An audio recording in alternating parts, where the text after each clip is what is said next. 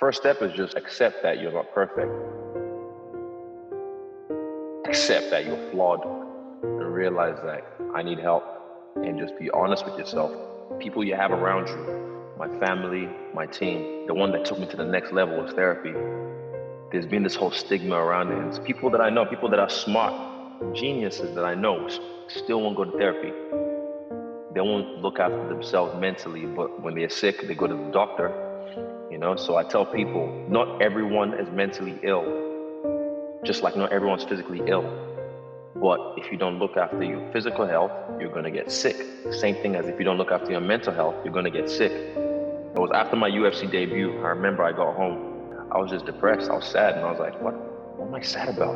I just fucking dominated in the UFC, stole the show, made a 50K bonus US, made my show and win money. What am I sad about? I realized, like, okay, this is not something that is normal. This is not something that's right. So I went to therapy to help me get some new coping mechanisms with the new life that I had. I create scenarios, I plan future things. So everything that's happening, there's so many possibilities that can happen, so many parallel universes or whatever, so many timelines. So I put myself in those scenarios and I recreate them. And when they happen, it's like deja vu. It's like they've already happened before, because they have. And visualizing is big for me. Just as important as training, honestly, if not more. Just surrender, let go. Don't be so focused on the outcome. This is my fight to win. This is my fight to lose. If I do me, if I stay true to myself, when I'm having fun, I'm the best in the world. Control it and own it. So I step into my role and just let it be. Just let it be. It's just posture. Your physical affects your mental, and your mental vice versa.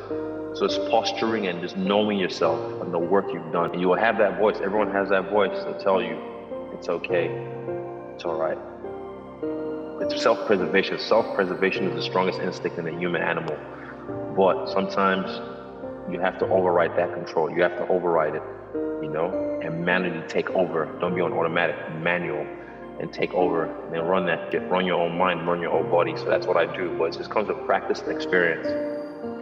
So I was able to raise my feeling, not emotion, my feeling of anger, to claim my space, to hold my own, and direct it at the right time. And you can do that with sadness, with fear. You can raise the feeling of sadness to empathize and connect with someone who's going through something. Same thing with the feeling of happiness, same thing with the feeling of fear. There's a feeling of honing that fear and using it, because it's powerful energies just sitting in us, but people don't know how to use it sometimes. People get overly excited and don't know how to use it. They get sad and don't know how to, control that emotion. And people sometimes throw themselves off building because of that. Same thing with anger. People make decisions in anger that they regret because they don't know how to hone those feelings. So balance. It's balance. You can't be, like I said, too far on one end or the other. You have to be balanced. The way I realized it for myself was realizing that I'm the shit, but also realizing that I ain't shit. What's humble? And I've asked people this, what does humble mean? And someone said, you just don't brag. I'm like, ugh.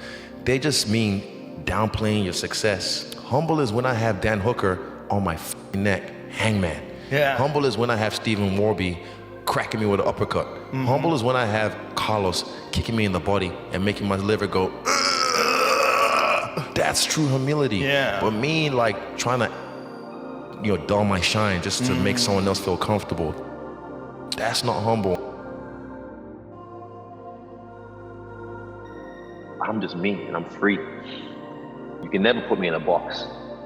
No way. No one can ever put me in a box. Stylebender is this, Stylebender is that. There's a reason I'm a Stylebender. I can switch. I can adapt very well to any situation. Creativity is one of those things that helps me. Everything starts here. Just harnessing your power of the mind and your imagination. They might try and say, oh, you've got a wild imagination, or oh, he's crazy, but hey man, it's the ones that are crazy enough to believe it that make it happen. I can't change the world, I'm just one person, but what I can do is I can change the world around me and influence people to do the same. And if people have that approach, I feel like that's how you really change the world. Create a network of change, if you will. Teaching people how to just give about other people and not just about themselves.